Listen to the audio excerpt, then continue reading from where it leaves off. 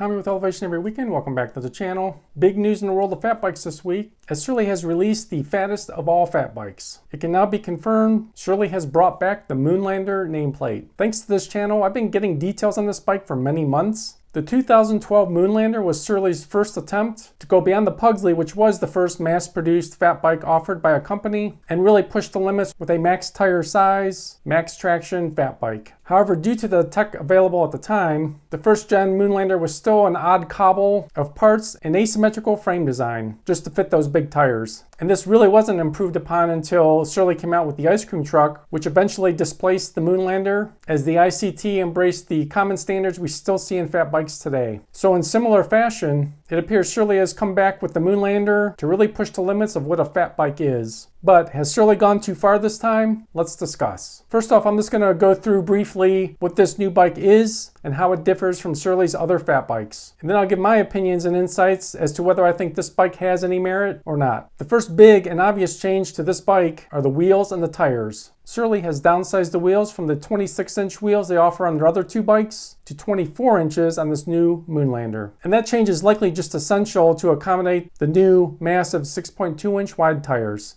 A 6-inch tire on even a 26-inch wheel would likely just be a clearance issue for the frame, and also likely just geometrically undesirable, as I've said many times on this channel, because wider tires are taller. One of the big things that made the OG Moonlander distinct from the Pugsley was the 100mm wide clown shoe rim, as the Pugsley came with 65 and 80mm wide wheels. This 100mm width allowed the Moonlander to max out the largest tires available at the time, which were the 4.7-inch Big Fat Larry. And as we can see on this new Moonlander, the 100mm width has returned, but it's now called the Clown Royal. Just as an aside, I've consistently said on my channel that fat bike traction and flotation is more of a factor of the tire's height and the length of the contact patch opposed to the width. And this is still the case. However, once you reach that geometric limit of how tall a tire can be on a mass-produced fat bike, the only way you can really add more flotation and traction is to go wider. I'll be really interested to see how these new 24 by 6.2-inch Melinda tires stack up when mounted against other common tire sizes like a 26.5 or a 27.5 by 4.5. Another benefit to putting a larger tire on a smaller wheel, and this is the reason why I've kept 26-inch wheels with 5-inch tires on my current ice cream truck, is to give you more sidewall to work with, because when you air the tires down, that's where you really gain that contact patch for flotation and traction. The tread pattern on this new Melinda tire is moderately aggressive and very much in line with other Surly tires that I've had over the years. Surly has been a leader in fat bike wheels and tires before, so this all new combination on the Moonlander is not new territory. It will remain to be seen if there ends up being any market for the wheels beyond Surly, and especially the tires, or if they're going to end up remaining a proprietary item. As is always the case with fat bikes, tire pressure will be the key to accessing the maximum potential of this bike. So I can definitely see a need to adjust tire pressure regularly if you're doing a ride with varied terrain, meaning extremely low tire pressure for that maximum capability, but then needing to up the tire pressure to maximize performance on less taxing terrain. But this is something I already do and encounter when I ride my ice cream truck in the backcountry in the winter, as things can vary widely, which is why over the last year I've started using a small electric pump so I can quickly and easily adjust my pressure. In another interesting departure for Surly, this bike is offering a 9-speed Pinion Gearbox. I have long been really interested in the merits of a Pinion Gearbox on a bike, which is durability, long service intervals, and being sealed from challenging weather conditions. On the downside, they are typically heavier and more expensive than your standard chain drive cassette system. Adding an even heavier Pinion Gearbox to an already heavy steel frame fat bike with extremely large and heavy tires can be a tough concept to consider, but I can say that my 36-pound Surly ice cream truck is just as capable as other fat bikes I have owned and ridden that are 10 pounds lighter. However, on the flip side, my time spent on a 42-pound Mongoose Dolomite was not particularly enjoyable. However, that bike was not fitted with premium components and had other deficiencies. But the point is, while a very heavy weight for a bike is a concern, it's not automatically a major factor in how capable a bike is. Another likely necessity for the Pinion Gearbox is that it eliminates the chain line issue as the chain climbs up the cassette when you shift gears. And yes, this bike is still fitted with a chain, not a belt drive. When you go into those big cogs on the cassette, you can run into a clearance issue between the rear tire and the chain. which is something I've experienced myself when I reviewed the Surly Wednesday, which had a slightly larger than stock Surly Edna 4.3-inch tire installed. So it's a real factor for consideration.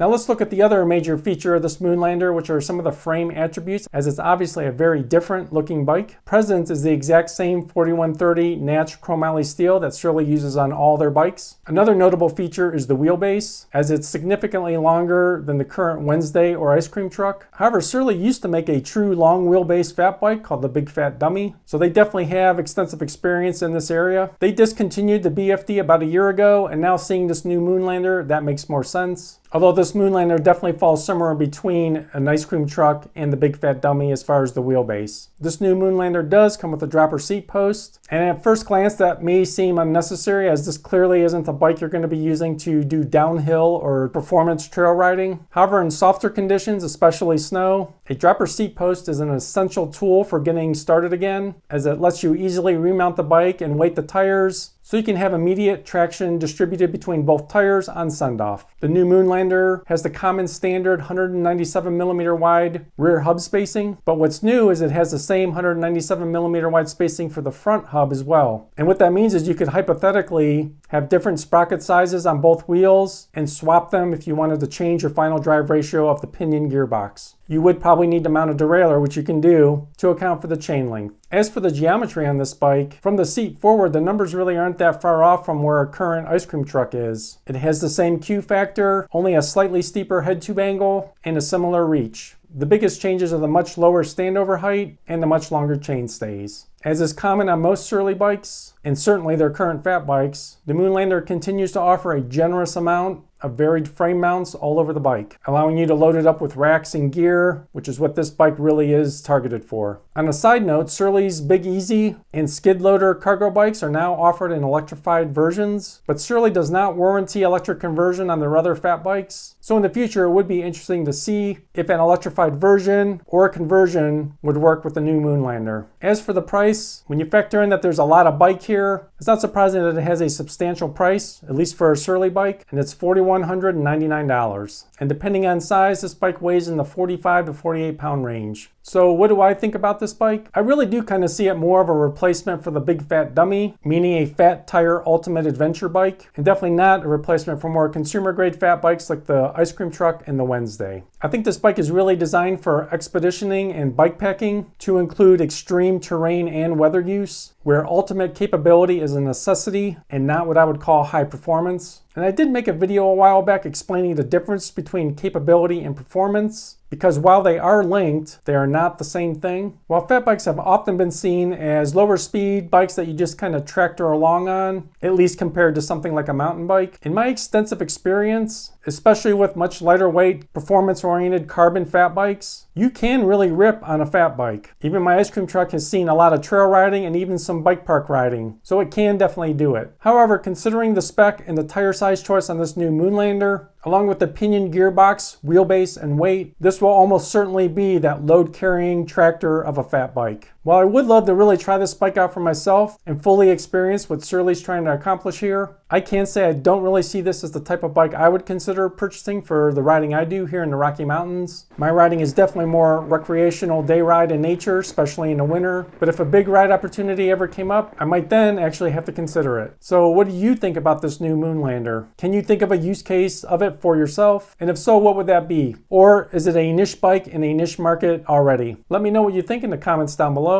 I will give Surly some credit though. It is really hard to innovate with fat bikes these days. So while this bike is certainly not for most people, even the most dedicated fat bike enthusiasts like myself, I am glad it exists, and I'm glad that Surly is still trying to push the limits of what cycling can be. So if you found this video helpful, drop a like down below. It does really help out the channel. And if you want to continue to follow my fat, adventure, and mountain bike content, subscribe now. The summer riding season is coming to a close fast, and I'll be gearing up for those high mountain snow bike adventures. So stay tuned. Thanks a lot, and have a great day.